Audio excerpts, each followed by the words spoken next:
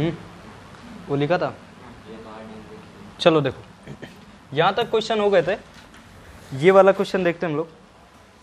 यहाँ पे देखो बेटा, जब हमने कॉम्बिनेशन ऑफ सेल कराया था तो तुमने सीरीज और पैरेलल पे नेट करंट फाइंड की थी, याद है, सेल पे।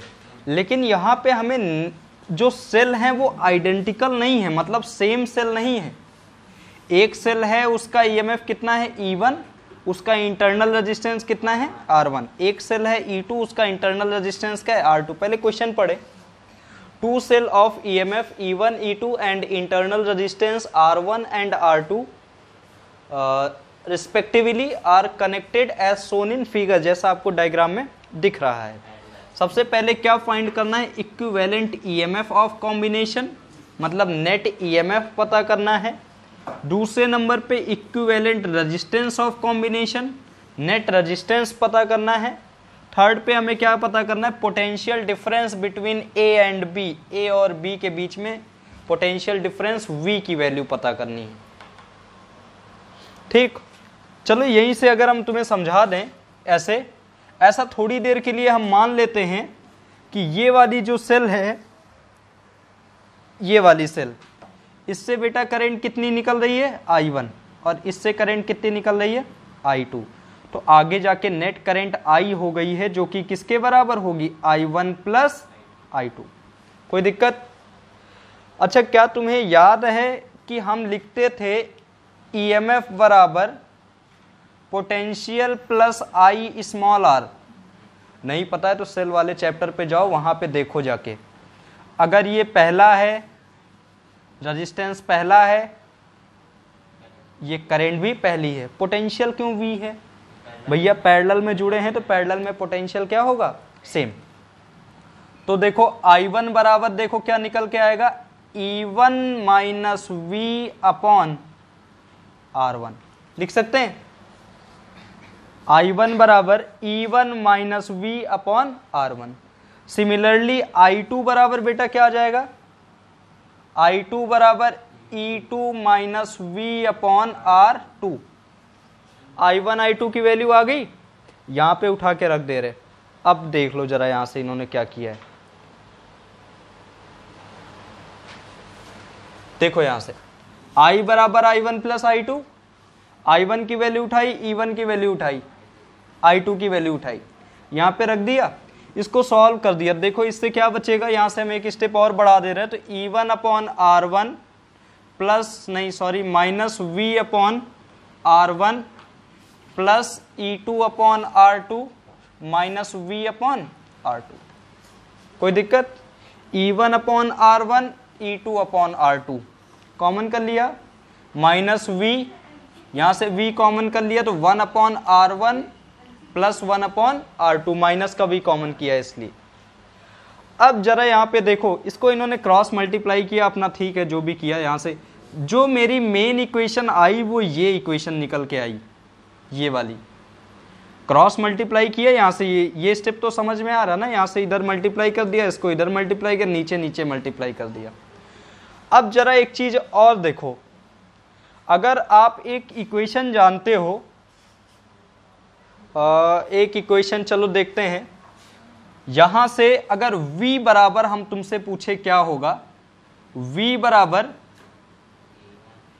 E minus I small r, 1 वाला होता तो 1 वाला करते। अगर ये हमारा नेट EMF है, ये नेट है, तो ये पोटेंशियल भी कौन है, नेट, और करंट भी कौन है, नेट। कोई दिक्कत? इसको हम उसी तरह ब्रेक करना चाहते हैं। देखो कैसे ब्रेक किया, V को इधर लेके आए, बाकी सबको उधर लेके गए, तो V बराबर ये इक्वेशन निकल के आ गई, E1 R2 plus E2 R1, R1 plus R2 minus I R1 R2, R1 plus R2। कोई दिक्कत? ये बताएं क्या कैसे आया भैया? केवल मैथमेटिकल कैलकुलेशन है। तो मुझे ये बताओ, अगर ये नेट पोटेंशियल है तो ये वाला पार्ट क्या हो जाएगा, नेट EMF हो गया कि नहीं? ये नेट EMF, ये हो गया नेट EMF। ये I नेट है तो ये इंटरनल रेजिस्टेंस का क्या है, नेट। ये हो गया नेट इंटरनल रेजिस्टेंस। कोई दिक्कत? बस यही तो फाइंड करना था। जरा क्वेश्चन में देख लो, स्टार्टिंग में क्या फाइंड करना था। Equivalent EMF E1 R2 plus E2 R1 upon R1 plus R2, equivalent resistance R1 R2 upon R1 plus R2। ठीक है, ये देखो इधर लिखा हुआ है।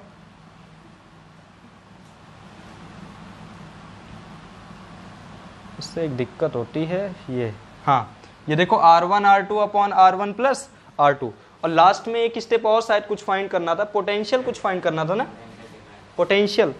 एक मिनट देख लेते हैं।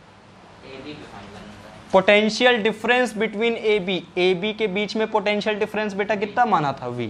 ये मुझे बताओ, अगर इक्वेशन आ गई हमारे पास, कहाँ गई इक्वेशन, ये इक्वेशन आ गई है, ये वाली इक्वेशन, क्योंकि ये V की वैल्यू नहीं निकाल दिया इन्होंने। फर्स्ट आपका आंसर ये,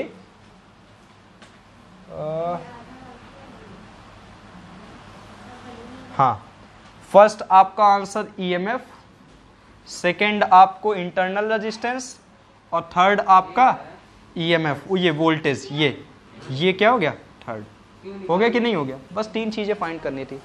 तो आपको यहां से ये समझ में आया कि अगर सेल आइडेंटिकल ना हो तो चीजें ऐसे सॉल्व करते हैं। कोई दिक्कत किसी को? चलो एक बार स्टार्टिंग से मैं एक बार इसको रोक दे रहा हूं, तो क्वेश्चन भी आप लोग पॉज करके लिख लो या फिर जैसा भी लिखना है। ये है आपका क्वेश्चन, बाकी हम इरेज कर दे रहे हैं।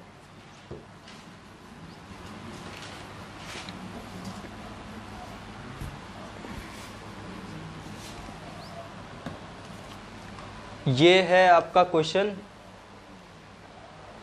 ठीक है, और ये आपका डायग्राम। नेक्स्ट यहाँ से इन्होंने ऐसा I बराबर I1 प्लस I2 माना है, ये उनका सर्किट डायग्राम, और सिंपली सॉल्व किया है। ठीक है, लास्ट में इन्होंने उस चीज़ को क्या कर दिया है, इक्वेट कर दिया है। तो बाकी चीज़ें हमारे क्वेश्चंस की क्या हो गई, फाइंड होके आ गई। ये नेट इक्विवेलेंट, इंटरनल रेजिस्टेंस और ये पोटेंशियल। ठीक है, तीनों जितना भी सॉल्यूशन था वो दिखा दिया, आप पॉज करके लिख लो, ऑफ कर दो इसको।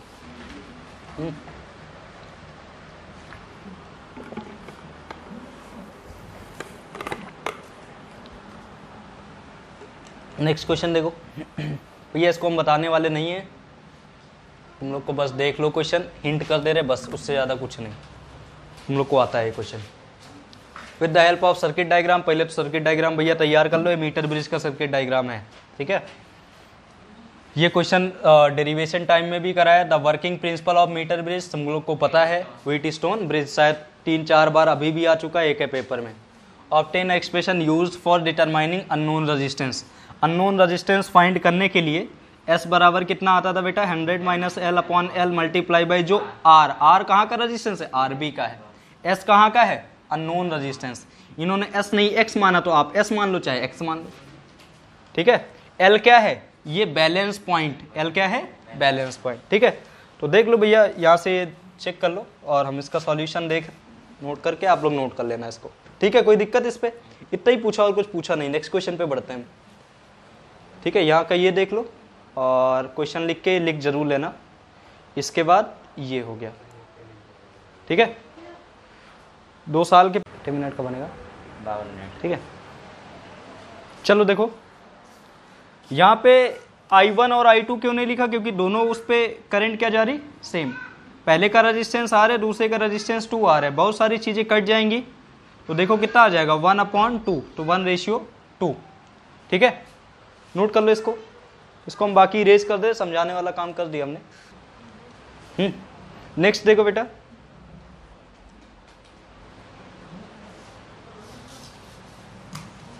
अ 10 volt cell of negligible internal resistance, मतलब उसमें इंटरनल रेजिस्टेंस स्मॉल r की वैल्यू कितनी है, 0 है। Is connected in parallel across a battery of EMF 200 volt, 200 volt के EMF से जोड़ दी जाती है, और उसमें इंटरनल रेजिस्टेंस कुछ भी नहीं लगा हुआ है। 38 ओम, वहाँ पे 38 ओम भी लगाते हैं। As on find the value of current in the circuit, ये एकदम सिंपलेस्ट क्वेश्चन है। आई की वैल्यू निकालनी है, क्या दिक्कत है भाई। यहाँ पे बस एक कॉन्सेप्ट आपको आएगा, सुनो। कॉन्सेप्ट ये है कि अगर मान लो 10 वोल्ट की बैटरी हमने इधर लगाई और उसी के बगल में इधर लगा दी 2 वोल्ट की बैटरी, तो बताओ नेट ईएमएफ कितना? अरे 12 नहीं होगा, दोनों के टर्मिनल देखो निगेटिव निगेटिव से, बैटरी हमेशा प्लस माइनस जोड़ते हैं। अब समझ लो कि तुम टॉर्च में सेल डाल दो, एक बार प्लस माइनस, लेकिन बाद वाला उल्टा डाल दिया, माइनस प्लस, जलेगा, धीरे जलेगा। हाँ ठीक है, तो यहां पे इन्होंने यही किया है, प्लस माइनस। सुनो, अगर प्लस माइनस तो ईएमएफ क्या होगा? तो जो नेट ईएमएफ होगा वो क्या होगा बेटा? ऐड होगा। क्या होगा? ऐड होगा। और अगर प्लस माइनस प्लस या फिर माइनस प्लस माइनस, मतलब सेम दिख जाए, पास पास में सेम टर्मिनल जुड़ जाएं, तो नेट ईएमएफ क्या होगा? ईएमएफ क्या होगा? सब्ट्रैक्ट होगा। क्या होगा? सब्ट्रैक्ट होगा। ये इसका कॉन्सेप्ट है। अब क्वेश्चन लग जाएगा। यहां पे देखो, अगर ये सेल उठा के हम ऐसे लगा दे, तुम्हें ऐसा दिख रहा होगा, इसको हम थोड़ा हटा दें ये वाला पार्ट, तो यहां पे देखो ये वाला प्लस इधर माइनस इधर, सेम टर्मिनल जुड़ गए ना। सेम टर्मिनल अगर जुड़ गए तो ये 200 है, ये 10 है, तो प्लस करेंगे कि माइनस करेंगे? माइनस। तो कितना हो जाएगा नेट ईएमएफ? ईएमएफ कितना हो जाएगा? 190। अब मुझे लगता है बहुत सारी चीजें अब तुम्हें आ जाएंगी। ईएमएफ बराबर आई कैपिटल आर। अगर तुम ये लिखना चाहते हो I small R plus I capital R, ठीक, तो स्मॉल आर तो 0 बोल दिया उन्होंने, इंटरनल रेजिस्टेंस 190 ये हो गया। करंट निकालनी है हमें, नेट रेजिस्टेंस बेटा कितना लगा? 38। आई बराबर 190/38। ये जो इसका कॉन्सेप्ट था वो हमने यहां से तुम्हें बताया, यही इसका कॉन्सेप्ट है। पूछने का क्वेश्चन, पूछने का 2 नंबर का क्वेश्चन आता है ऐसा, ठीक है। सीबीएसई में जितने भी क्वेश्चन करा रहे सारे बोर्ड में आए हुए क्वेश्चन है। चलो नोट करो इसको जल्दी से। चलो देखो, ये नोट कर लिया होगा। और बोर्ड में ये मायने नहीं रखता कि तुम्हारा आंसर आ रहा है कि नहीं, तुम्हारा तरीका सही है कि नहीं। अगर तुम 190/38 भी लिखोगे तो शायद 2 नंबर का होगा, तो आधा नंबर कटेगा, बाकी सब मिल जाएगा, ठीक है। अगर समय नहीं है तो बचा सकते हो ऐसे। नेक्स्ट क्वेश्चन देखो। अच्छा क्वेश्चन है।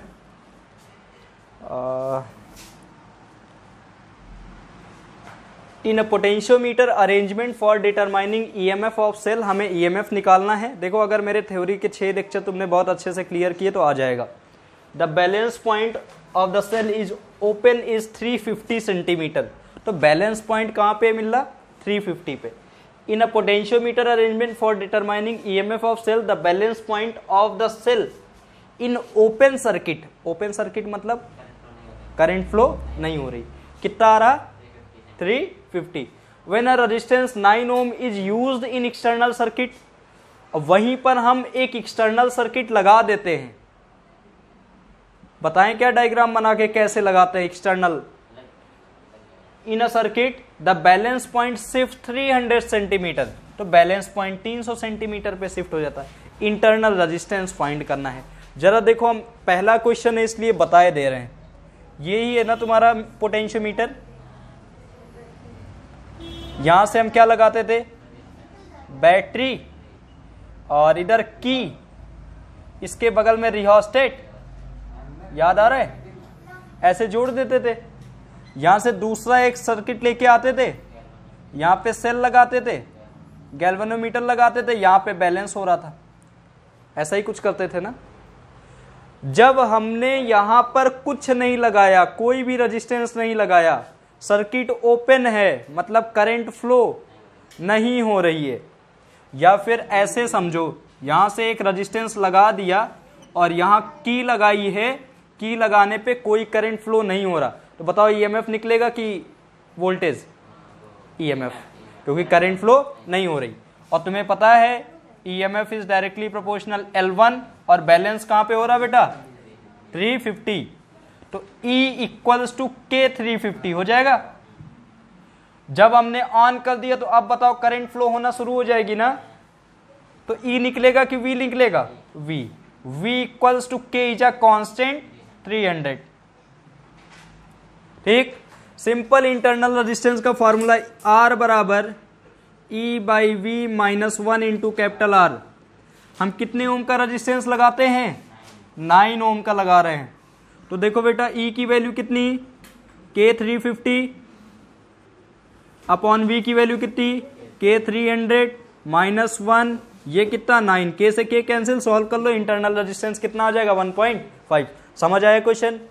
देखो अभी 1-2 लेक्चर और देख लो, उसके बाद सारे के सारे 90% 80% क्वेश्चन तुम्हारे रिपीट होंगे, और तुम्हें ये भी समझ में आ रहा है कि ये क्वेश्चन बहुत टफ है क्या, ये तो सिंपल फार्मूले पे रखा है। तो अगर तुम्हारे कॉन्सेप्ट क्लियर है तो केवल फार्मूले बेसिस पर ही न्यूमेरिकल आते हैं भैया, हम नहीं कह रहे, ये तो बोर्ड के क्वेश्चंस बता रहे हैं। ये देखो बोर्ड के क्वेश्चन, केवल एक फार्मूला है, वहां पे वैल्यू रख दिया है बस, ठीक है। एक बार अगर ऐसे नोट करना है हमारा वाला तो ऐसे नोट कर लो, बाकी बुक वाला अगर नोट करना है तो फिर ऐसे लिख लो, नोट करो, हो गया। चलो देखो नेक्स्ट, देखो define the term conductivity of the metal. भैया रजिस्टिविटी, कंडक्टिविटी ये सब रेसिप्रोकल होते हैं, तो एक तो डेफिनेशन यही, conductivity is a reciprocal of resistivity, ठीक है। और राइट इट्स एसआई यूनिट, तो इसको सिग्मा से डिनोट करते हैं। देखो पहले इसकी definition, it is a reciprocal of resistivity. Sigma बराबर क्या होगा, रेसिप्रोकल ऑफ रजिस्टिविटी 1/ρ। अगर इसकी यूनिट आपको, रो की यूनिट आपको नहीं पता तो होती है ओम मीटर। क्या होती है, ऊपर चला जाएगा तो ओम मीटर का होल इनवर्स हो सकता है, या फिर ओम का इनवर्स बेटा होता है MHO मो, और ये मीटर इनवर्स, ये सब भी यूनिट हो सकती हैं। हाँ उसका इनवर्स वो भी होता है, साइमन भी होता है, ठीक है। MHO को भी ऐसे लिख सकते हैं, ठीक है। तो ये हो गया पहले का आंसर। 2-3 नंबर का क्वेश्चन है। नेक्स्ट क्वेश्चन देखो, using the concept of free electron in a conductor. एक ही कॉन्सेप्ट पढ़ाया है, free electron in a conductor. कौन सा पढ़ाया है बताओ मुझे। हाँ, R बराबर कितना आया था, ml/ne²a टाउ, यही है, इसी के बारे में बात कर रहे हैं। या फिर रो बराबर तुम्हें कितना बताया था, m/ne² टाउ, ठीक है। Derive the expression for the conductivity. हमें एक रिलेशन चाहिए, किसका रिलेशन चाहिए, कंडक्टिविटी इन टर्म ऑफ, अच्छा कंडक्टिविटी का रिलेशन चाहिए, मतलब सिग्मा चाहिए, हाँ सिग्मा का रिलेशन चाहिए, नंबर डेंसिटी मतलब n चाहिए, रिलैक्सेशन टाइम मतलब टाउ चाहिए। तो भैया यहीं से आ गया, क्या दिक्कत है, इसको उल्टा कर दें। देखो सिग्मा बराबर 1/ρ होगा, तो सिग्मा बराबर कितना हो जाएगा, ne² tau. Number density, relaxation time, शायद यही दिया हो, जहां भी दिया हो देखते हैं बाद में, हमें उससे मतलब नहीं, ठीक है। ऑब्टेन द, अच्छा इसमें अगर देखो एक चीज और, अगर ये क्वेश्चन 5 नंबर 3 से 5 नंबर में आया तो तुम्हें ये चीज डिराइव करनी पड़ेगी, ठीक है। हम तो डायरेक्ट तुम्हें बता दे रहे हैं, ये तो क्योंकि हमने कराया है ना वहां पे ओम्स लॉ का डेरिवेशन, इसलिए यहाँ पे ऐसे बता दे रहे हैं। अगर 3 नंबर का क्वेश्चन है तुम्हें डिराइव करना पड़ेगा, शायद इन्होंने यही किया, पहले डिराइव किया है इसको, ठीक है।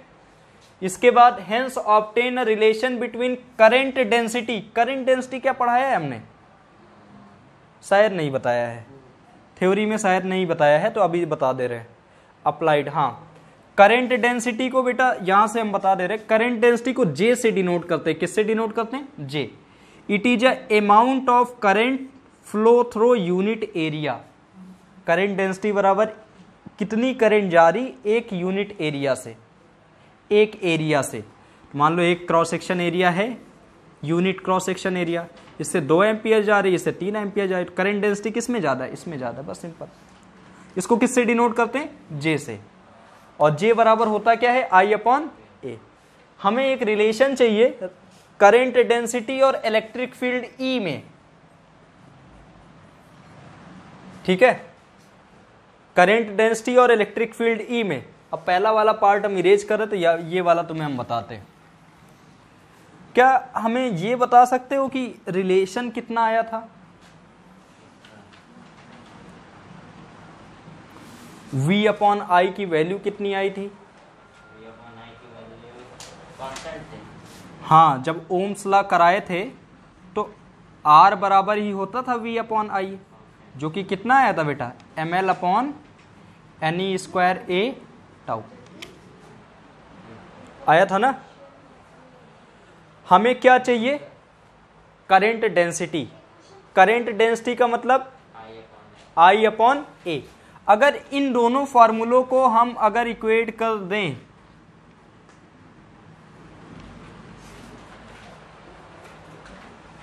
देखो I अपॉन ए, इन दोनों को रिलेट करें तो देखो कितना आएगा, V एन स्क्वायर, ठीक ठीक ठीक ठीक, V एन स्क्वायर, ए रहने दो, टाउ। एक चीज और हम थिंक कर रहे हैं, अभी बताते हैं क्या, और इधर ml, इधर बेटा I ऊपर चला गया तो I अपॉन ए। कोई दिक्कत? ये अगर नहीं आ रहा तो ये देख लो जाके ओम्स लॉ के डेरिवेशन पे, ठीक है, जो भी डेरिवेशन है V अपॉन आई की वैल्यू वहां से हमने फाइंड की थी। ये आ गया क्या, जे की वैल्यू आ गई, ये आया जे, लेकिन जे तो आ गया लेकिन इलेक्ट्रिक फील्ड नहीं आया कहीं पे। अब देखो पोटेंशियल ग्रेडियंट से आप क्या जानते हो, E equals to V upon L, है ना। तो V बराबर बेटा क्या जानोगे, E इंटू एल, यहां पे रख दे रहे, E into L N square tau upon M L, एक एल कैंसिल हो गया। जरा N square tau upon M क्या बता सकते हो क्या है, अभी बताया हमने, दिस इज अ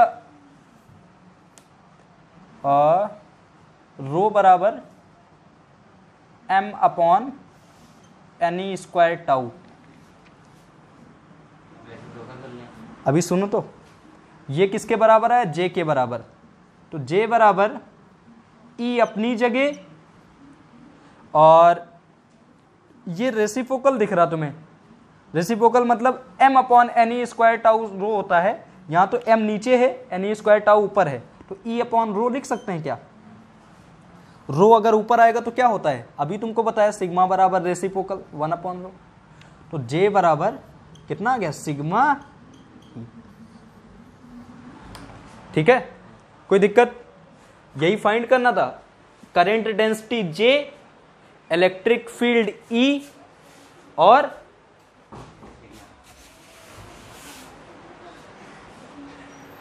ठीक सिग्मा क्या है, करंट डेंसिटी, ठीक है, E is electric field, sigma क्या है, कंडक्टिविटी, ठीक है, J बराबर sigma E।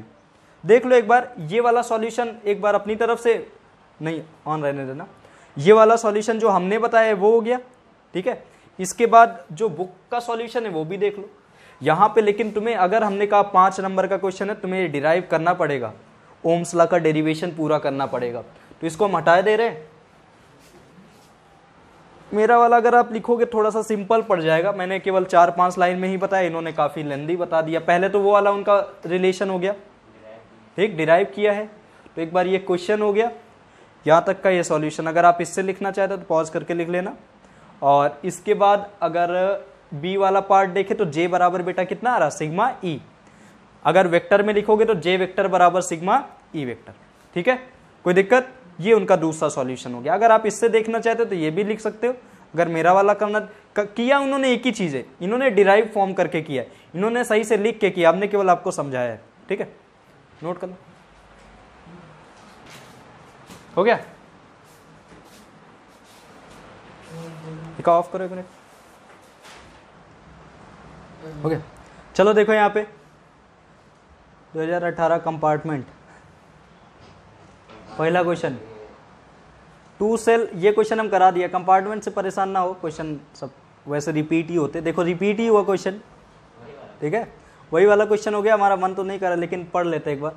2 cell of EMF E1 E2 internal resistance R1 R2 are connected parallel, obtain expression for equivalent resistance. R net की वैल्यू निकालनी है और क्या निकालना है, EMF निकालना है, ठीक है, कंबाइन कर लोगे भाई, वैसे ही किया, I बराबर I1 प्लस I2, बाकी सॉल्व कर लिया, ठीक है, कोई दिक्कत।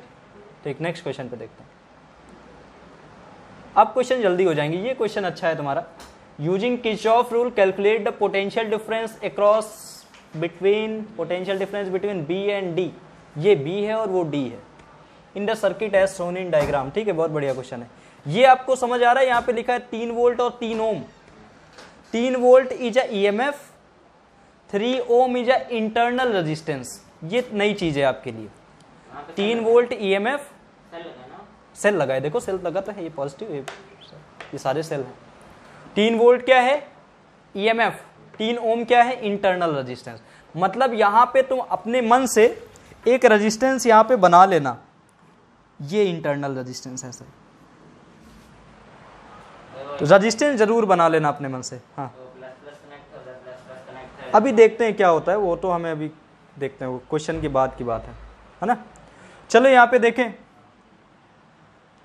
हाँ इनको कंबाइन तो नहीं कर सकते, अगर चाहो तो कंबाइन कर सकते हो। 2 सेल हैं और 2 सेल का नेट कॉम्बिनेशन अभी हमने तुमको बताया, इन 2 को एक भी बना सकते हो, लेकिन एक ना बनाओ, कोई फर्क नहीं पड़ता, फालतू कैलकुलेट करोगे, इसलिए देखते हैं अभी।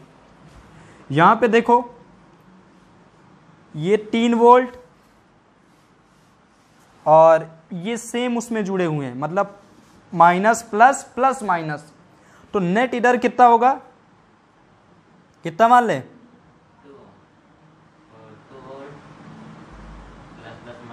2 वोल्ट की बैटरी लगी है।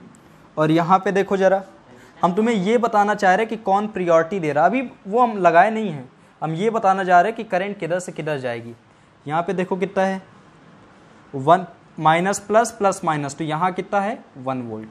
मुझे ये बताओ, इस वाले सेल से मान लो करंट आ रही I1, इधर से इधर I1, इस वाले सेल से करंट आ रही बेटा कितनी?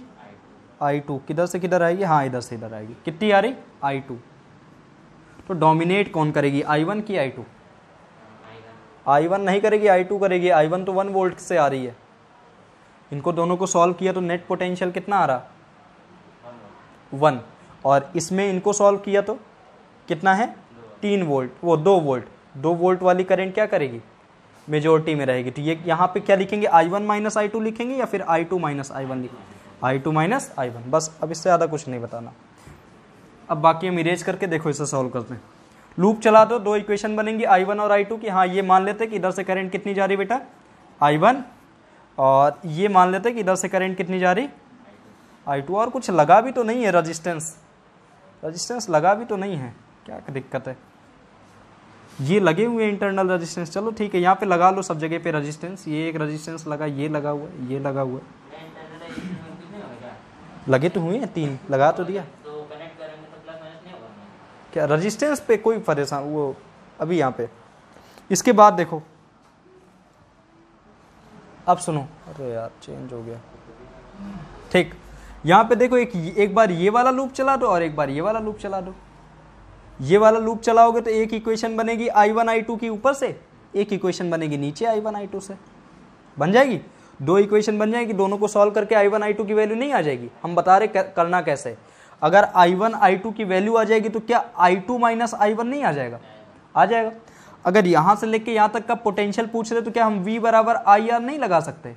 रजिस्टेंस पता है, I की वैल्यू कितनी है? I2 माइनस I1 आ जाएगा। ऐसे कर सकते हैं। एक चीज़ और, यहाँ पे हम तुम्हें एक नई चीज़ ये बताते हैं, अगर हमें पोटेंशियल डिफरेंस बी डी के बीच में चाहिए, मान लो बीच में और भी कुछ लगा होता, सेल लगा होता है ऐसे करके, और भी कुछ कई सेल लगे हुए होते हैं, तो क्या करते, यहाँ से लेके बी से लेके डी तक एक लूप चला देते। Loop is a close, loop नहीं, बी से लेके डी तक का सभी पोटेंशियल का क्या कर लेते? सम। तो यहां से लेके चल के सभी पोटेंशियल का सम कर लो, तो जो नेट पोटेंशियल आएगा वही यहां से लेके यहां तक के बीच का क्या है? Potential difference. आ रही बात समझ में? इस क्वेश्चन में तो सिंपल V बराबर IR लगा सकते हो, नहीं यहाँ पे लूप चला लो। लूप मतलब एक B से लेके D तक का पोटेंशियल फाइंड कर लो आप, ठीक है। अब देख लो सॉल्व कैसे किया है। 2 इक्वेशन इन्होंने बनाई होंगी, इन्होंने x और y करंट नहीं मानी, और I1 I2 नहीं मानी, x और y मान लिया। अब कर तो डायग्राम ही बदल गया। भैया तार पहले ऐसे जुड़ा था, उसके बाद ऐसे जोड़ दिया, तो कोई दिक्कत हो गई क्या? वही किया इन्होंने, सीधा ऐसे जोड़ दिया। बाकी चीजें देख लो सेम है। 3, हाँ देखो इन्होंने एक काम और किया है, यहाँ पे 2 वोल्ट 2 वोल्ट कितना बना दिया? 1 वोल्ट। और ये देखो सीरीज में जुड़े 1 ओम 2 ओम, कितना ओम बना दिया? 3 ओम। ये काम कर सकते हो। और यहाँ पे देखो बेटा कितना हो जाएगा? 2, क्योंकि अभी बताया मैंने वो कॉन्सेप्ट, वही कॉन्सेप्ट यूज कर रहे हैं।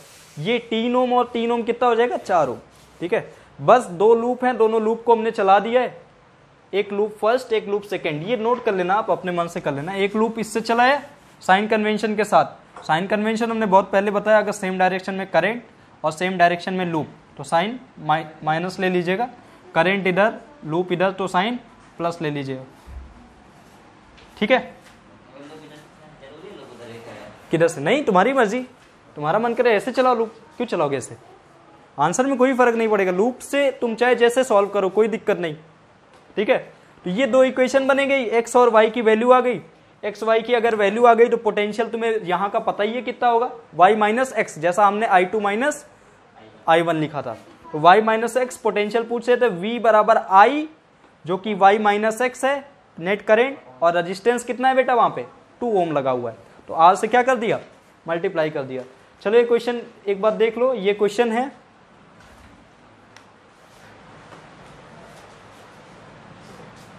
और इसके बाद ये इसका नीचे सॉल्यूशन है, ठीक है। सर्किट डायग्राम सही से बनाना, ये पूरा अपना पॉज करके लिख लेना, ठीक है। और ये इसका पूरा सॉल्यूशन लिखा हुआ सॉल्यूशन, ठीक है। उसके बाद 3 साल के पेपर हो गए हैं, 2017 सॉल्व करना है फिर से। कितना मिनट हुआ इसे? 22, ठीक, रुक जाओ। 2017 के कुछ क्वेश्चंस हैं, ये भी अच्छे क्वेश्चन है। अब देखो, अब ऐसा लग रहा हो कि बहुत टफ नहीं है, चीज़ें सिंपल आ रही हैं, ठीक है। मीटर ब्रिज पोटेंशियोमीटर यही पूछ रहे हैं, और नाइक्रोम वायर और इनमें रजिस्टिविटी, कुछ 10th का भी बेसिक है, 2017 के क्वेश्चन हैं ये।